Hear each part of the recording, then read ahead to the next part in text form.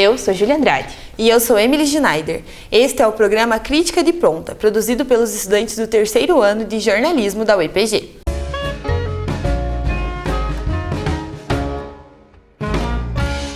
Nessa edição, trazemos um especial falando da cidade de Ponta Grossa. O município tem inúmeros pontos turísticos que contam a história da cidade, e um deles é a Estação Saudade. Os repórteres João Vitor Pisani e Vitória Mulfait nos contam um pouco mais sobre a história deste importante lugar.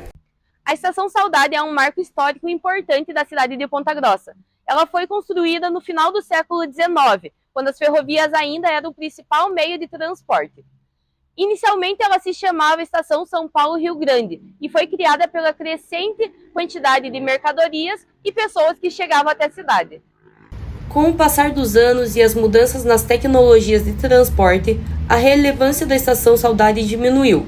O espaço foi desativado como estação de trens no final da década de 1980 e em 1990 foi tombado como Patrimônio Cultural do Paraná. Além disso, desde 2019 há uma unidade do SESC no local.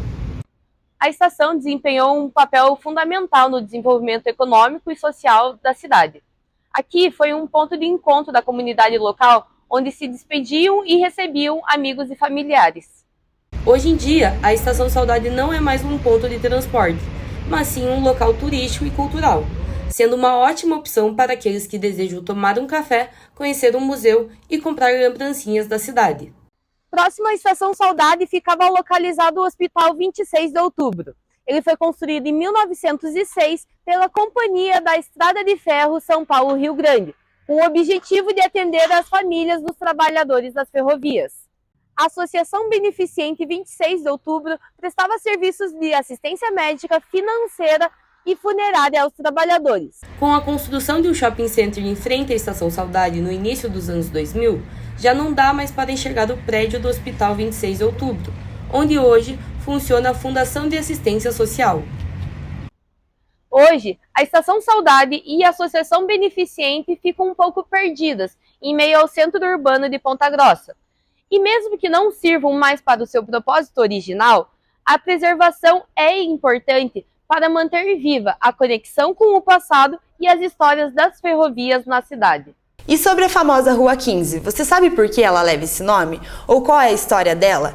Isso e mais você confere na crítica de Alex Dogan e Pamela Tischer. Entre a beleza caótica das casas irregulares e um quarteirão de mato, nasce a Rua 15 de Novembro. O asfalto é mal feito e as calçadas são um sonho distante. Esse é o retrato do início de uma das principais ruas culturais e históricas de Ponta Grossa. À medida que percorremos esse caminho, uma transformação gradual acontece. A rua começa a ganhar vida, se tornando um lugar para ser visitado. Na intersecção com a Rua Coronel Dulcídio, o asfalto se estreita, mas a calçada se estende repleta de desenhos da icônica Taça de Vila Velha.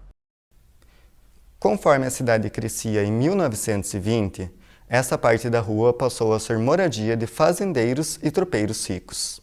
Por isso, foi uma das primeiras ruas a receber numeração e calçamento. A arquitetura desta rua é um testemunho vivo da sua rica história. Com traços do estilo Art Deco, que mistura o luxo, o futurismo e o cubismo, os edifícios contam sua própria história do passado, apesar das transformações modernas. A história da Rua 15 de Novembro é entrelaçada com acontecimentos marcantes de Ponta Grossa, como, por exemplo, a festa do primeiro centenário da cidade.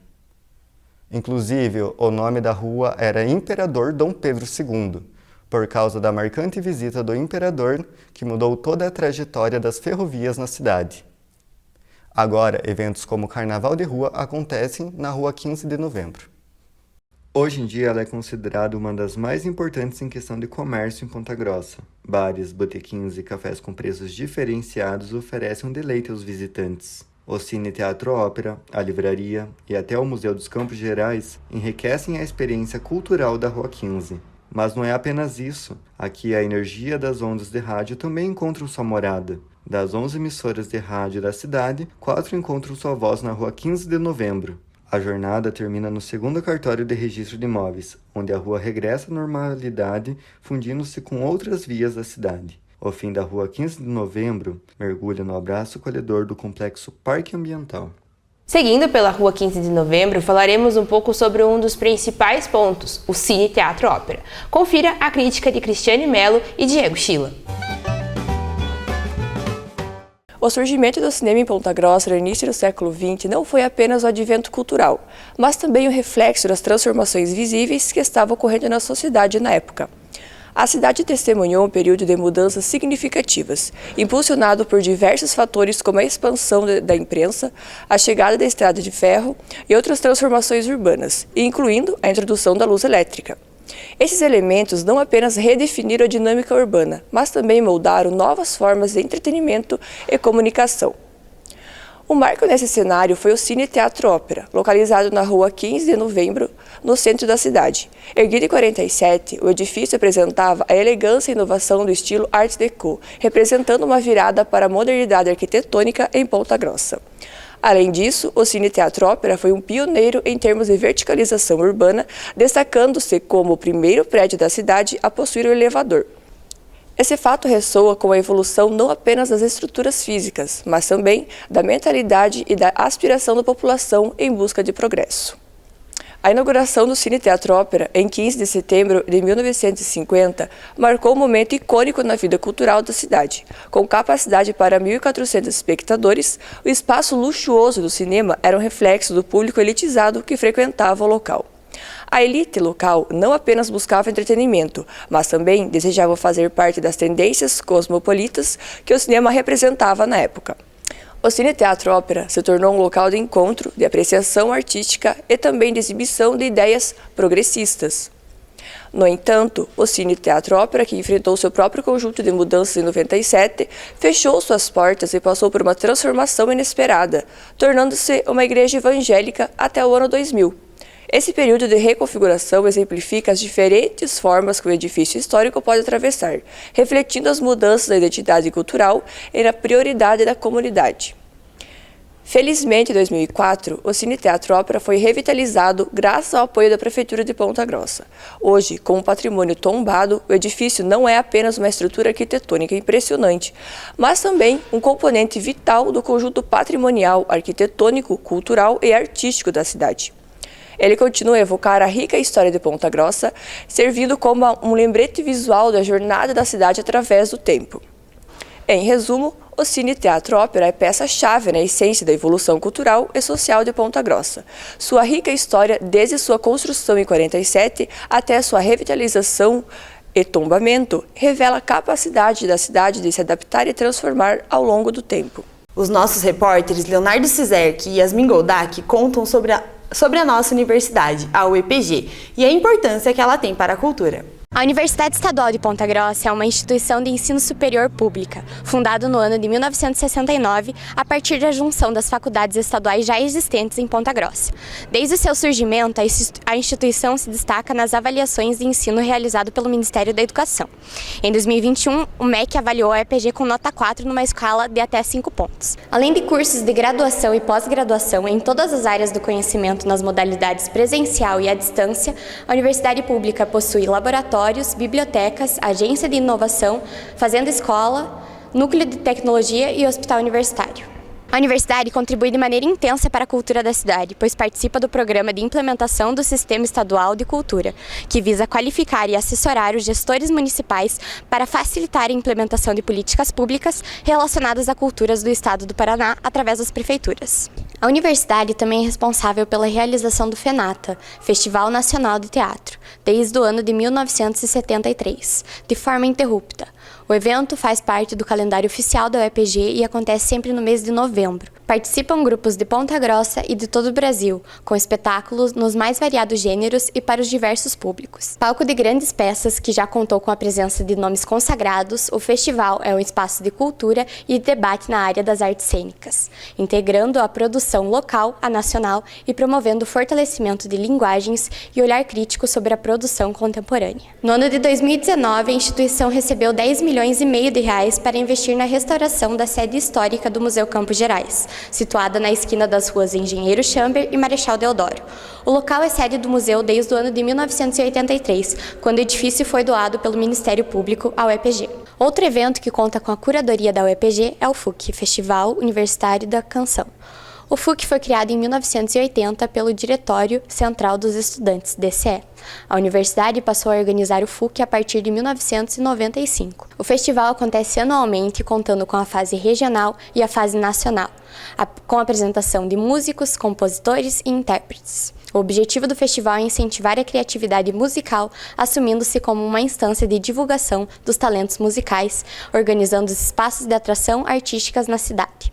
Além disso, a UEPG possui uma divisão especializada em cultura dentro da Pró-Reitoria de Extensão e Assuntos Culturais, que coordena e apoia diversas ações de cultura, arte, esporte, lazer e cidadania dentro e fora da comunidade acadêmica. A UEPG também mantém o Museu de Ciências Naturais, que abriga um acervo de mais de 10 mil peças. No museu são realizadas exposições, oficinas, palestras e visitas guiadas para estudantes e o público no geral. Já que falamos sobre a UEPG, o nosso colunista Lincoln Vargas conta sobre um dos livros-reportagens da egressa Érica Fernanda. Confira! As Olimpíadas de 2020 foram uma das mais memoráveis da história, e muito disso por conta de ter sido adiada por um ano por conta da pandemia e ocorrida em 2021. Contudo, a pandemia não foi o único elemento memorável do torneio, já que pela primeira vez na história, o skate fazia parte do maior evento esportivo do planeta. É justamente citando esse fato que o livro Histórias do Skate em Ponta Grossa começa. De autoria de Érica Fernanda, egressa do curso de jornalismo aqui da UEPG, o livro conta um pouco da história do skate na cidade por meio de alguns personagens que estavam presentes nos primórdios do skate em Ponta Grossa, e até algumas figuras políticas envolvidas em momentos específicos da cultura local no esporte. Como, por exemplo, o ex-prefeito de Ponta Grossa, Otto Santos da Cunha, que esteve no cargo de 1983 a 1988 e era prefeito quando a primeira pista pública de Ponta Grossa, a Banks, lá no bairro de Olarias, foi construída. Com um estilo de arte bem diferente, transformando fotos em uma espécie de pintura em preto e branco, o livro segue um padrão artístico muito característico da cultura do skate, como por exemplo as fontes, que lembra muito o grafite, e uma narrativa jornalística contada por meio de histórias dos personagens que viveram o skate em Ponta Grossa durante as décadas de 80 e 90. A forma como o livro é apresentado busca mostrar a vivência desses personagens dentro do universo do skate na cidade, contando histórias de alguns dos caras mais das antigas, sobre como eles faziam para praticar o esporte em determinados momentos, contando histórias sobre como os próprios skatistas da cidade iam atrás de falar com a prefeitura para conseguir um espaço destinado à prática do esporte, sobre como os próprios praticantes achavam e transformavam espaços para poderem andar de skate, especialmente em uma época onde andar de skate na rua era proibido. Inclusive, alguns dos entrevistados alegaram já terem sido presos por isso. O livro conta também com registros históricos de alguns dos entrevistados, como fotos dos mesmos fazendo reparos em pistas da cidade, fazendo caixotes de madeiras para serem utilizados como obstáculos, e também sobre o estilo de vida de alguns dos participantes, alguns até mesmo morando em um dos chamados barracões, lugares fechados e criados especialmente para andar de skate livremente, o que mostra como realmente o skate é mais do que um esporte para alguns, mas sim um estilo de vida. O livro é de uma leitura tranquila, muito leve e descontraída, com histórias interessantes e engraçadas sobre alguns desses momentos, como o caso dos pedreiros que foram contratados para ajudarem na construção de uma pista, eram pagos em pinga e que, de acordo com uma das entrevistas, diziam que se acabasse a pinga, acabava a obra. Esses pequenos momentos de humor com curiosidades sobre alguns dos lugares mais famosos de Ponta Grossa fazem com que o livro seja não apenas uma produção bibliográfica, mas aproxime o leitor de toda uma cultura presente em vários cantos diferentes da cidade. Esse foi o programa Crítica de Ponta, produzido pela turma C do 3º ano do curso de jornalismo da UEPG, supervisionado pelo professor Benhur Demenech. Obrigada por acompanhar o nosso programa e até a próxima!